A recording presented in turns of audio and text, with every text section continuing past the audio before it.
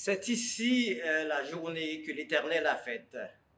Qu'elle soit pour nous un sujet de joie et d'allégresse. Je vous souhaite la bienvenue à ce culte en ligne de l'Église évangélique baptiste de Pointe-sur-Tremble. La COVID-19 exige que l'Église soit fragmentée, chacun chez soi devant son appareil pour présenter à Dieu ce culte d'adoration. Même si nous ne pouvons pas être ensemble dans l'assemblée, nous ne pouvons pas être physiquement réunis ensemble, mais nous sommes ensemble par l'Esprit. Car la parole de Dieu nous dit, ceux qui adorent l'Éternel adorent en esprit et en vérité. Le psalmiste nous dit dans le psaume 100, il dit « Poussez vers l'Éternel des cris de joie, vous tous, habitants de la terre. Servez l'Éternel avec joie. Venez avec allégresse en sa présence. Sachez que l'Éternel est Dieu, c'est lui qui nous a fait. Et nous sommes son peuple et le troupeau de son pâturage. Entrez dans ses portes avec des louanges, dans ses parvis avec des cantiques. Célébrez-le, bénissez son nom, car l'Éternel est bon, sa bonté dure toujours et sa fidélité de génération en génération. Avant de faire place à l'équipe de louanges, prions le Seigneur. Seigneur Dieu, c'est avec un cœur rempli de reconnaissance et aussi avec humilité que nous nous présentons devant toi. Oui, Seigneur, tu es digne de recevoir l'adoration, tu es digne de recevoir nos louanges, tu es digne de recevoir la gloire, l'honneur, la puissance dans tous les siècles des siècles, parce que tu es Dieu. Tu es celui qui a créé toutes choses. Tu règnes dans le ciel, tu règnes sur la terre, tu règnes sur les temps et les événements, et surtout tu règnes dans nos cœurs. Nous t'en supplions, Père, d'accepter, Seigneur, ce culte que nous te présentons ce matin. Puisses-tu, dans ta grâce, nous bénir et surtout, Seigneur, remplis-nous, Seigneur, de ta paix, de ta joie. Alors que nous allons entendre le message de ta parole ce matin, nous te demandons, Père Saint, de nous disposer le cœur afin de recevoir l'enseignement que tu as pour nous ce matin. Seigneur, bénis ton peuple. Et surtout, accompagne le pasteur Francky qui va nous apporter cette prédication. Dès nous t'en supplions, le dépouiller de tout ce qui est chair et sang et remplis-le de ton esprit. Seigneur, fortifie-nous par ta parole et garde-nous, Seigneur, dans ta grâce et dans ton amour. Par Jésus, nous prions avec le pardon de nos péchés. Amen.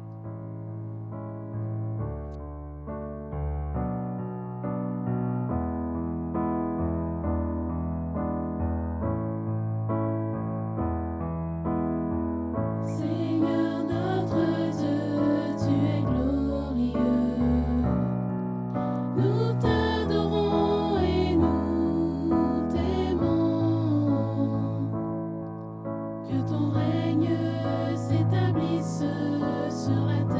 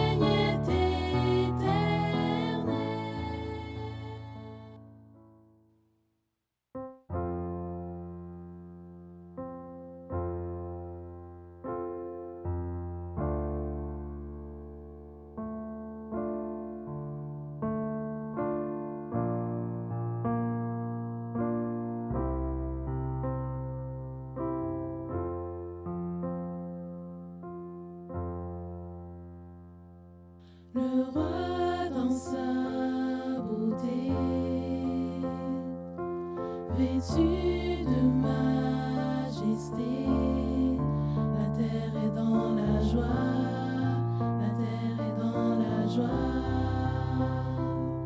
Sa gloire resplendit, l'obscurité s'enfuit au son de sa voix, au son de sa voix. Combien Dieu est grand, chantons-le combien Dieu est grand, et tous verront combien Dieu est grand.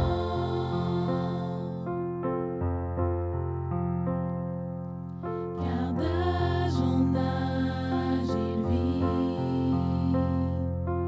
le temps lui est soumis, commencement et fin, commencement et fin.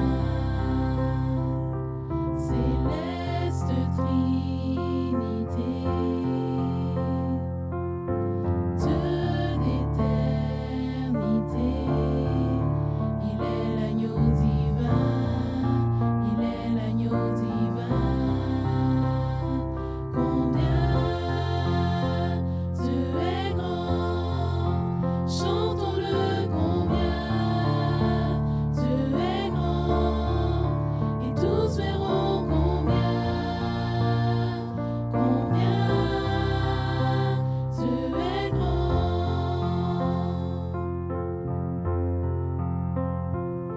Son nom est tout puissant, digne de louange. Je chanterai combien Dieu est grand.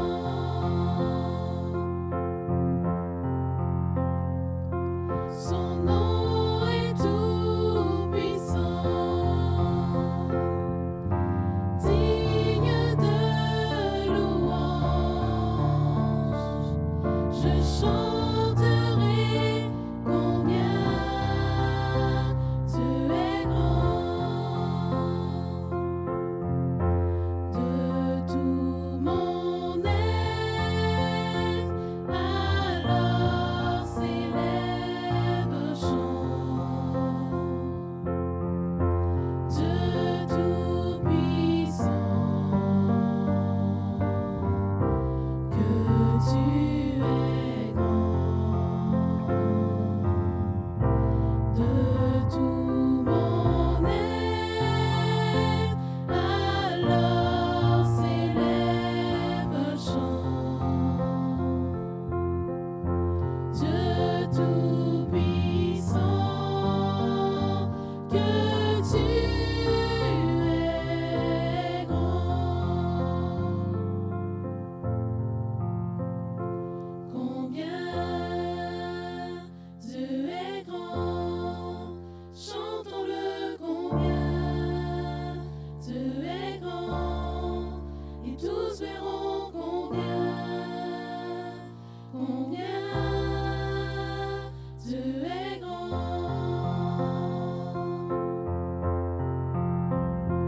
Combien Dieu est grand, chantons-le combien Dieu est grand, et tous verront combien Dieu est grand.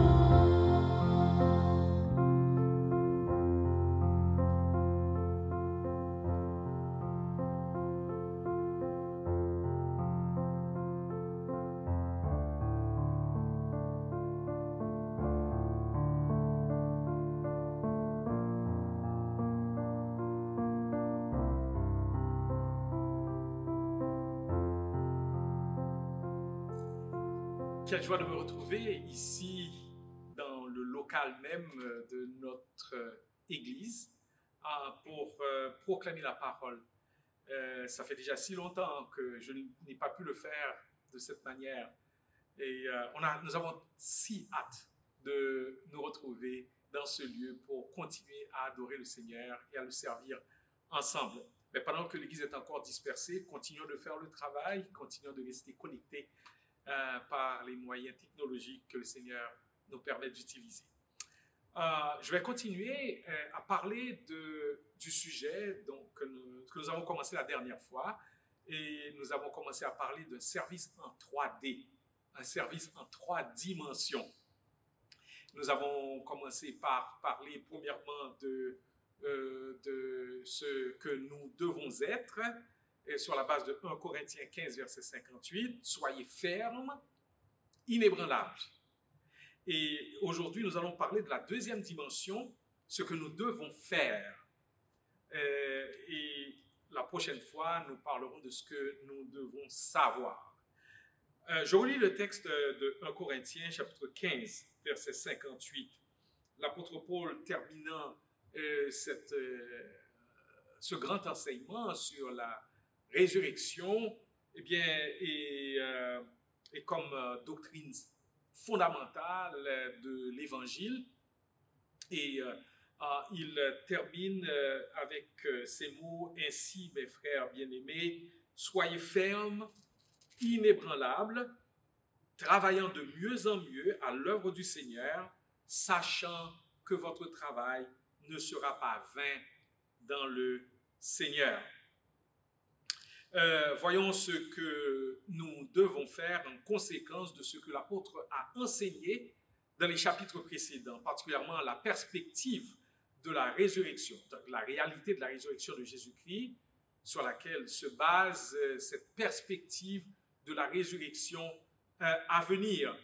Et nous allons voir d'abord le travail et ensuite le grand patron pour qui le travail doit être fait. Et vous savez que ce grand patron, c'est le Seigneur Jésus-Christ. Considérons premièrement le travail.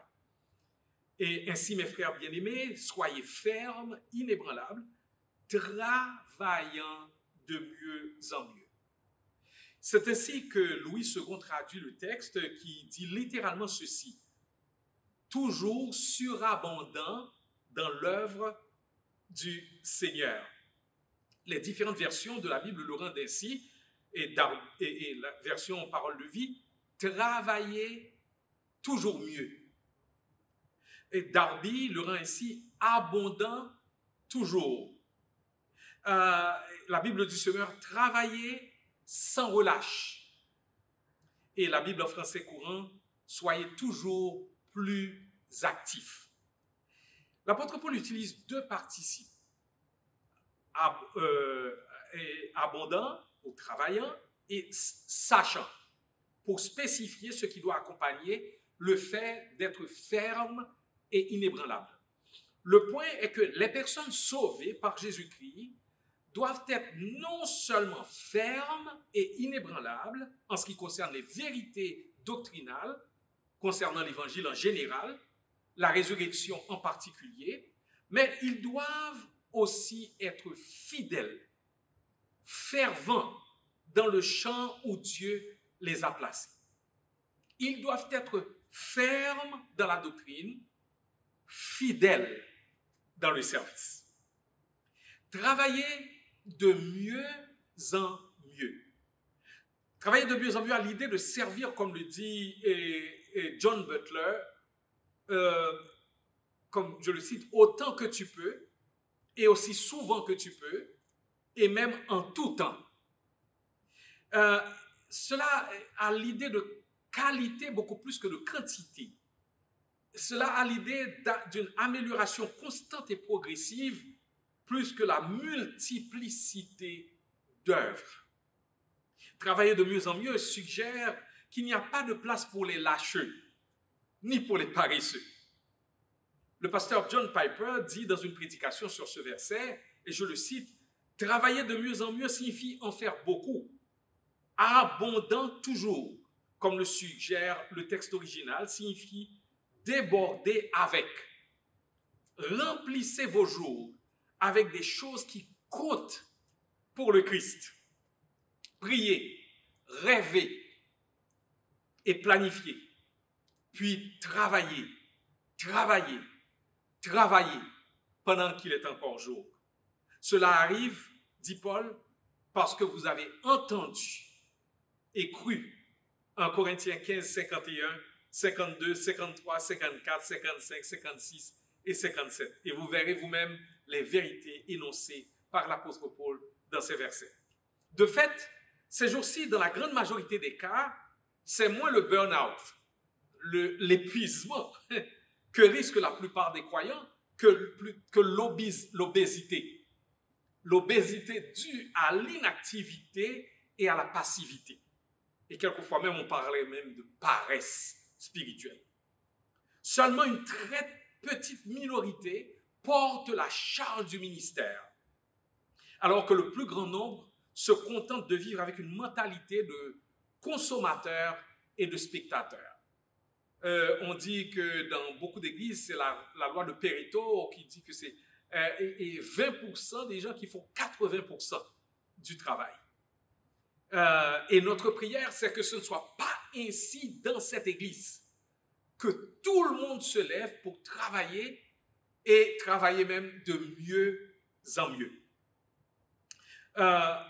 Il y a un dicton qui dit que le monde est dirigé par des hommes fatigués. Le monde est dirigé par des hommes fatigués. Quoiqu'il ne soit ni sage, ni productif pour le royaume, d'aller vers l'épuisement par une vie déséquilibrée, un mépris du principe de l'alternance, c'est-à-dire travail, repos, jour, nuit. Nous devons cependant abonder dans le service de mieux en mieux. Cela signifie de servir autant qu'on peut, aussi souvent qu'on peut, là où on peut, se concentrant surtout sur la qualité du service et non point d'abord et avant tout sur sa quantité. Cela peut aussi signifier faire un deuxième mille lorsque le besoin se fait sentir. Henry Martin, un missionnaire anglais qui a œuvré en Inde, a dit, et je le cite, « Laisse-moi brûler pour Dieu. Laisse-moi brûler pour Dieu. » Dans sa dernière note, écrite dans son journal, peu avant qu'il aille trouver le Seigneur au ciel, il a écrit pourquoi il voulait brûler pour Dieu. Et le texte biblique qu'il a écrit est 1 Corinthiens 15, verset 58. Le pasteur Henry Blackaby, dans son livre « Votre expérience personnelle avec Dieu », rapporte un commentaire d'un homme de Dieu du nom d'Henry Varley, qui a eu un bouleversant et profond effet sur un vendeur de chaussures du nom de Dwight Moody. Et je le cite. Varley a dit « Le monde n'a pas encore été témoin de ce que Dieu peut accomplir avec, pour et dans un homme. » On pourrait aussi dire une femme qui lui est totalement et entièrement consacrée. Ces paroles ont eu un bouleversant et profond effet sur ce vendeur de chaussures qui s'appelait Moody. Et Moody s'est dit, et je le cite, Varley voulait dire n'importe quel homme. Il n'a pas dit que celui-ci devait être instruit ou intelligent ou quelque chose d'autre. Un homme tout simplement. Eh bien, par l'Esprit Saint qui habite en moi, je veux être ce genre d'homme. Je veux être ce genre d'homme. Fin de citation. Et Moody a passé le reste de sa vie de manière infatigable à brûler pour Jésus-Christ et l'œuvre de son royaume en Amérique et en Grande-Bretagne. Pourquoi offrir à Jésus-Christ un service abondant, un service fervent, un service persévérant? Eh bien, c'est que le cœur touché par la grâce de Dieu, manifesté en Jésus-Christ à la croix, est déterminé à offrir à Jésus-Christ ce service abondant, ce service, je dirais même, extravagant. Pasteur John MacArthur répond ainsi à la question « Pourquoi ?» Et il dit « Parce que Dieu s'est si démesurément offert lui-même pour nous qui ne méritions rien de lui, que nous devrions décider de nous consacrer totalement à son service, lui à qui nous devons absolument tout.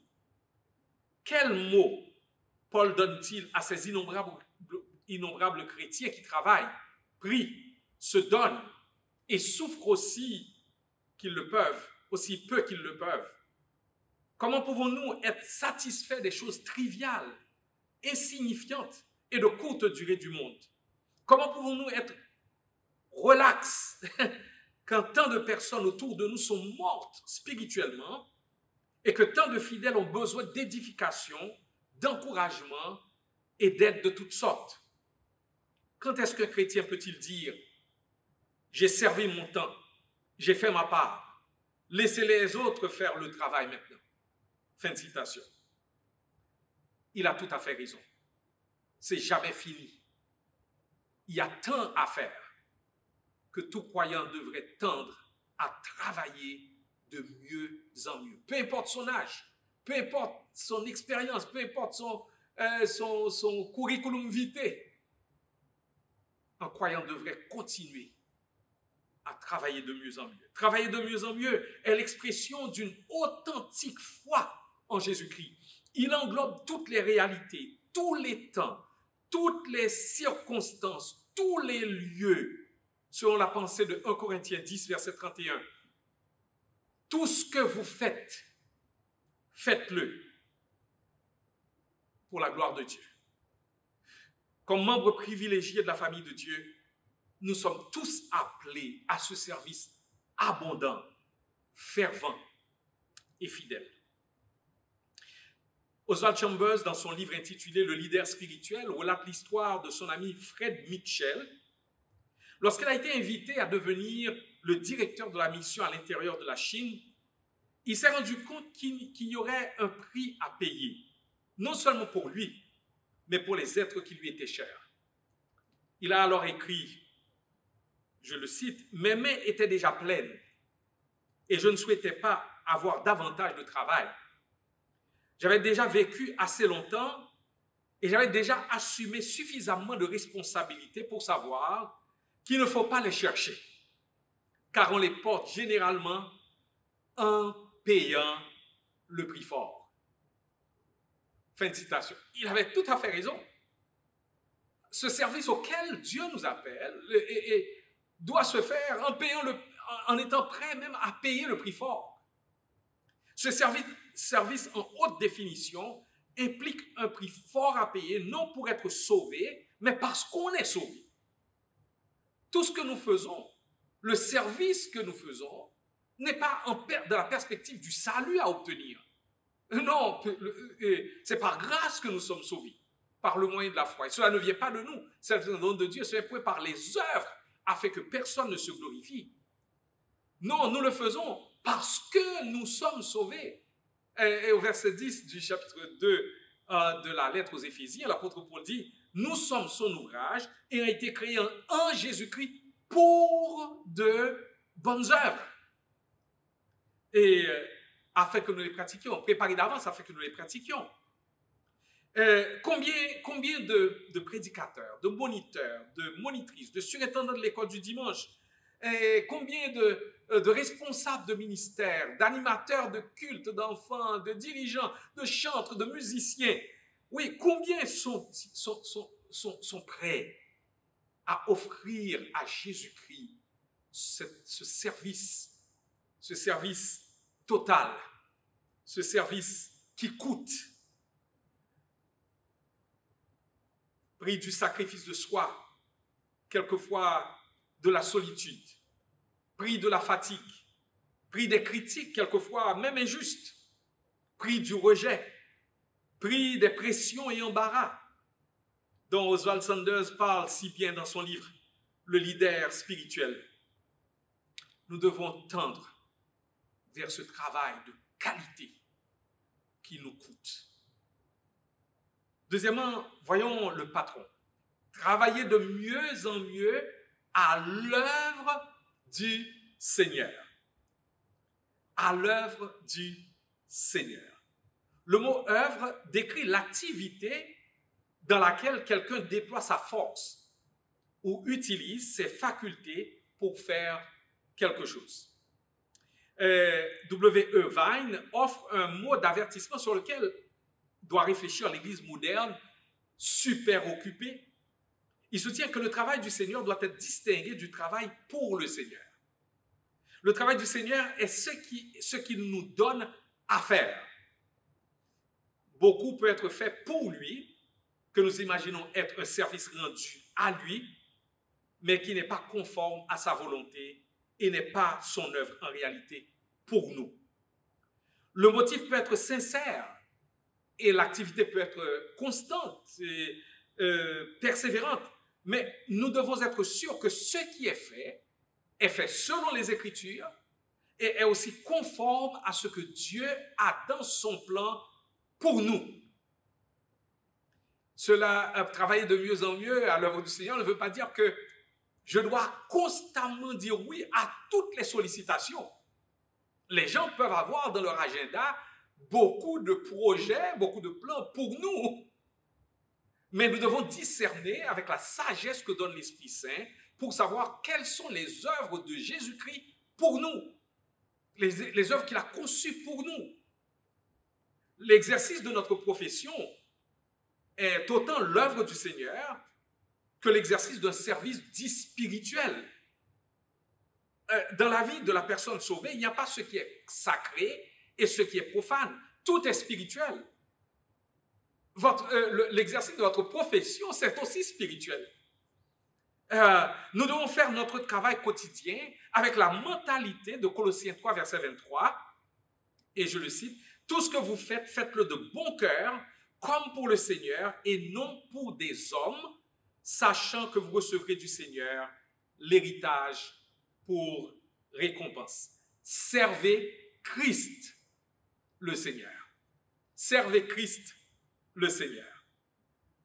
Plus nous nous rendons compte de la vérité de ce verset de l'Écriture, plus notre œuvre devient abondante. Nous refusons de séparer notre vie entre sacré et profane, entre matériel et spirituel. Nous comprenons que l'œuvre de la croix vient tout réunir et tout sanctifier dans notre vie. Une autre fois, je ferai une série de prédications sur le travail comme ministère. Quand vous retournerez au travail lundi, quand vous retournerez à l'école, au collège ou à l'université, ne voyez pas ce que vous faites au collège, à l'université, à l'école, au travail, comme un simple moyen de gagner votre vie ou une simple préparation pour aller bâtir une carrière. En vous plaçant là où vous êtes, Dieu vous donne une opportunité de faire son œuvre en démontrant une vie transformée. Un cœur en paix, une vie de joie au milieu des afflictions de la vie, une compassion envers ceux et celles qui souffrent, un esprit de grâce envers ceux et celles qui tombent et ceux et celles qui échouent. Tout cela sera comme la première Bible vivante que bien souvent collègues de travail ou condisciples vont lire avant de s'intéresser à la Bible écrite, qui est tout aussi vivante. Tout cela pour dire que l'œuvre du Seigneur ne se confine pas entre les quatre murs de nos lieux de culte. Et en cela, Covid-19 nous a obligés à repenser les choses. L'œuvre du Seigneur se fait partout où nous allons, dans tout ce que nous faisons. L'œuvre du Seigneur, c'est autant l'œuvre du Seigneur que l'œuvre pour le Seigneur, que nous ne pouvons faire qu'avec l'assistance et le secours de l'Esprit Saint.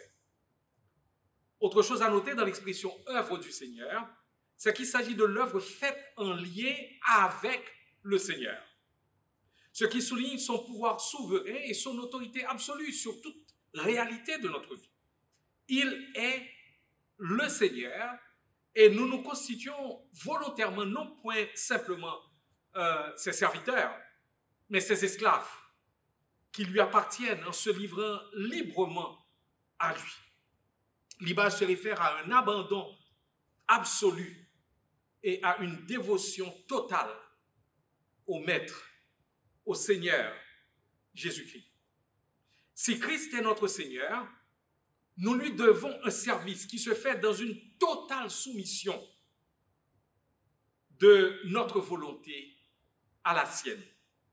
Ce que Paul disait aux chrétiens de Corinthe, c'est qu'ils fassent volontairement le choix d'abonder toujours à l'œuvre du Seigneur, gardant toujours à l'esprit que c'est ultimement l'œuvre du Seigneur qui fait partie de ce qu'il a préparé d'avance pour ceux qui sont devenus son ouvrage, ceux qui sont devenus son poème, parce que le mot vient du grec et du mot qui nous donne le mot poème, donc un chef-d'œuvre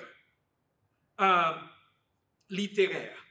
Et comme pasteur, ancien, diacre, diaconesse, responsable de ministère, moniteur, monitrice, éducateur, éducatrice, comme simplement disciples de Jésus-Christ, sommes-nous conscients que l'œuvre que nous faisons est l'œuvre du Seigneur et non l'œuvre de l'Église, ni celle d'un comité, ni celle des pasteurs et anciens.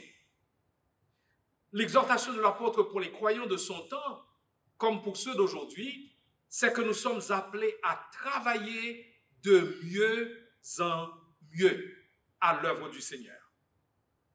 Comme l'ouvrier travaille au goût du maître, nous sommes appelés à servir selon le plan du maître, selon son goût, selon ses principes, avec ses outils, et pour sa seule gloire. Pendant des années, je n'ai cessé de répéter, là où le Seigneur m'a accordé la grâce de le servir, que dans l'œuvre du Seigneur, dans le service du Seigneur, il y a une place pour chacun et chacun doit être à sa place. Je vais répéter. Dans l'œuvre, dans le service du Seigneur, il y a une place pour chacun et chacun doit être à sa place. Et c'est parce que chacun n'est pas à sa place dans nos communautés chrétiennes, parce que chacun n'assume pas ses responsabilités et ne travaille pas de mieux en mieux à l'œuvre du Seigneur, que certaines personnes sont obligées de porter 10 chapeaux. Certaines personnes sont quelquefois épuisées à force de combler le vide laissé par ceux qui n'ont pas fait ce pourquoi le Seigneur les a équipés. Et ma prière, c'est que dans cette église, chaque personne se lève pour faire le travail que le Seigneur lui confie, de sorte que personne ne soit obligé de s'épuiser à force de combler les vides laissés par ceux qui ne servent pas. Chacun, donc je répète, il y a une place pour chacun et chacun doit être à sa place. Avez-vous trouvé la vôtre? Excellez-vous dans la vôtre? S'il ne restait que vous pour perpétuer l'œuvre du Seigneur, aurait-elle continué? Aurait-elle été... Est-ce que ce serait la fin de l'œuvre du Seigneur? Je vais répéter la question. S'il ne restait que vous et vous seul, est-ce que l'œuvre du Seigneur aurait continué? Si ça ne dépendait que de vous et de vous seul. Eh bien, frères et sœurs en Jésus-Christ, en considérant ce salut merveilleux qui a été donné, qui nous a été donné, grâce au sacrifice de Jésus-Christ à notre place, offrir à Jésus-Christ les miettes au lieu des prémices, nous donner à moitié plutôt qu'entièrement, c'est de l'ingratitude, mais aussi c'est de la désobéissance. Parce que l'apôtre Paul a dit, vous avez été rachetés à un grand prix. Glorifiez donc Dieu dans votre corps et dans votre esprit qui appartiennent à Dieu. 1 Corinthiens 6, verset 20. C'est ma prière que chacun de vous, hommes et femmes, personnes seules et personnes mariées, jeunes et moins jeunes, disciples assumant une fonction ou non, que nous soyons tous engagés, zélés, passionnés dans le service du Seigneur. Que nous soyons tous déterminés à améliorer de plus en plus la qualité de notre service. Tout cela pour la seule gloire de notre commun Seigneur et Sauveur Jésus-Christ. Prions Dieu. Père Céleste, merci de nous avoir parlé en nous enseignant par l'apôtre Paul ce service en 3 dimensions. Nous devons avouer que nous sommes allés quelquefois dans un extrême ou dans un autre. L'extrême de l'activisme ou l'extrême de la paresse. Nous devons avouer que notre service n'a pas été toujours à la hauteur des grâces, des talents, des capacités, des dons spirituels que tu nous as confiés. Et pour cela, nous te demandons pardon. Nous te demandons pardon, ô Père, de ce que nous avons été quelquefois, et même souvent, plus zélés dans les affaires du monde que dans tes affaires à toi. Nous nous sommes donnés sans réserve à bien des activités qui sont légitimes, mais qui ne sont pas prioritaires, et nous avons négligé, nous l'avons fait bien souvent, dans la négligence de nos devoirs envers ton œuvre. Père, nous te prions de nous laver de nos péchés par le sang de Jésus. Mais nous te demandons de nous remplir de ton esprit afin que notre intelligence soit transformée par la parole, mais qu'aussi nous servions maintenant avec une autre mentalité. Que de la paresse, nous devenions des croyants laborieux, actifs, non pas qui vont vers l'épuisement, accomplissant les œuvres d'autrui, accomplissant des œuvres selon la chair, mais des croyants qui accomplissent des œuvres, les œuvres que tu as préparées d'avance pour eux, que tu leur as révélées et pour lesquelles tu les as préparées. Mon Père, nous prions que par ta grâce, chaque personne de cette Église trouve sa place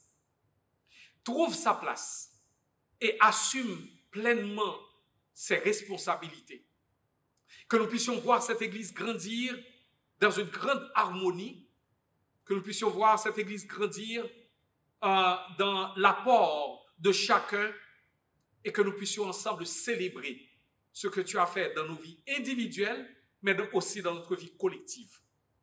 Père, nous prions que tu utilises cette Église pour bénir cette collectivité.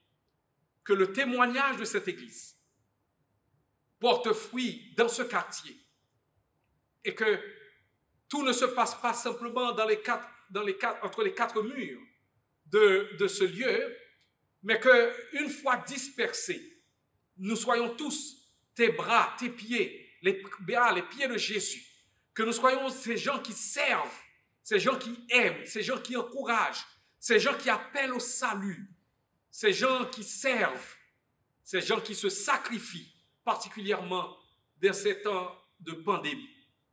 Père, nous te prions de protéger tous ceux qui sont présentement en vacances et tous ceux qui voyagent. Nous te prions de nous les ramener sains et saufs. Nous prions, Père, que ta parole continue à faire son œuvre dans le cœur de tous ceux qui l'écoutent et de ces personnes qui ne fréquentent pas encore cette Église, mais qui sont en train de grandir dans la parole.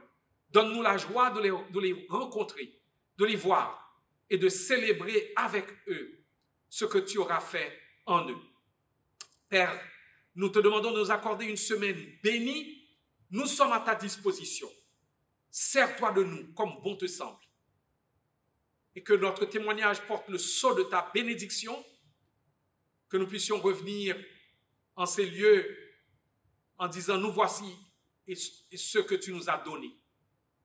Nous te prions ainsi, au nom et par les mérites infinis de Jésus, notre glorieux Seigneur et Sauveur, qui vit dans l'unité avec toi et avec le Saint-Esprit au siècle des siècles. Amen.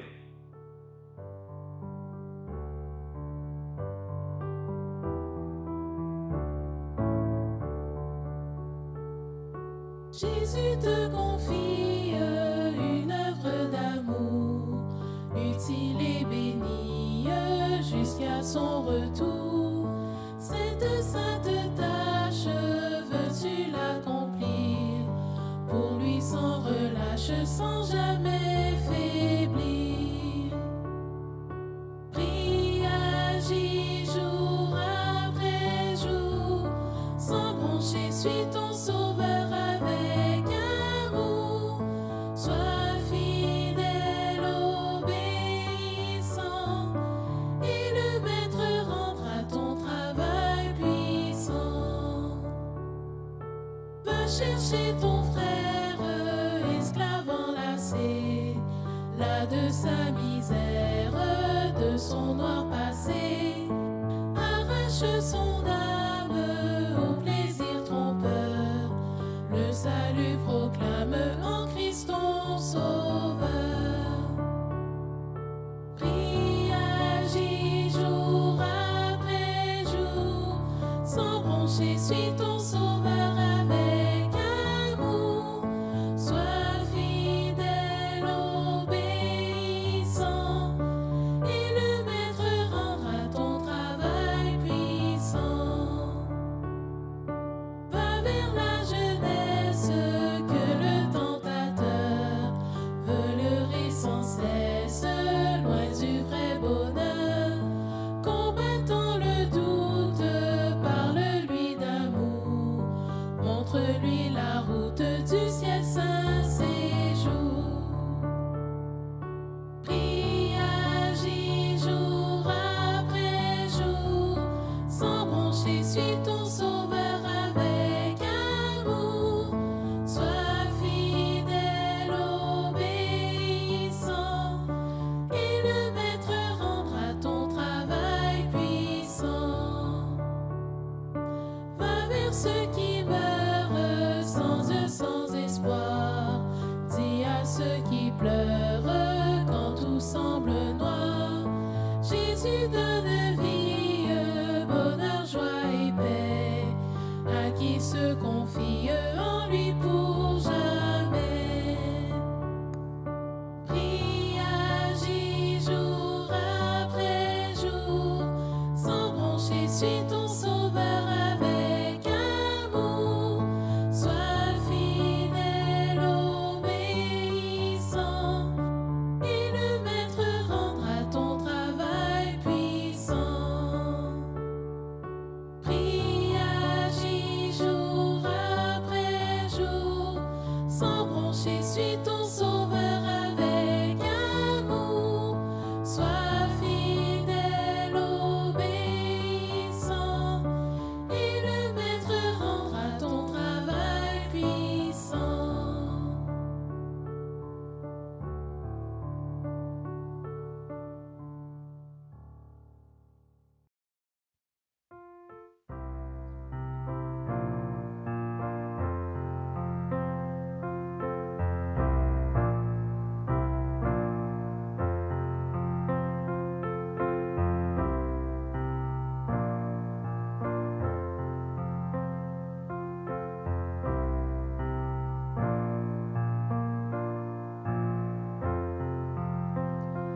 Nous marcherons pour toi, Seigneur, sans jamais nous fatiguer.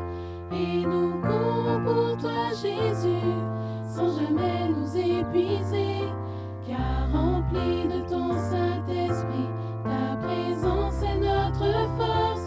Comme l'aigle dans le ciel, notre esprit s'élève vers toi. Remplis-nous de ton esprit, renouvelle en nous un cœur disposé. En toi seul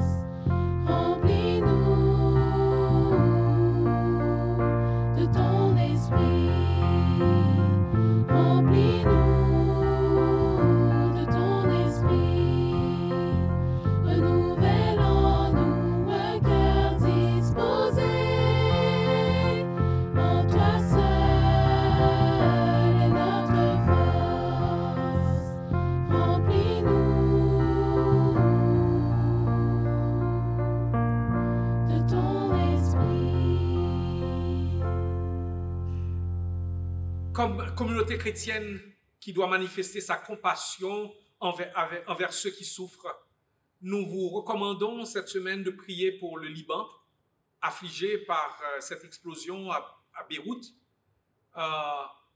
C'est notre responsabilité comme sel et lumière, comme colonne et appui de la vérité et comme peuple de la compassion de penser à ceux qui souffrent, aux Libanais qui sont au Liban comme ceux qui sont au Québec.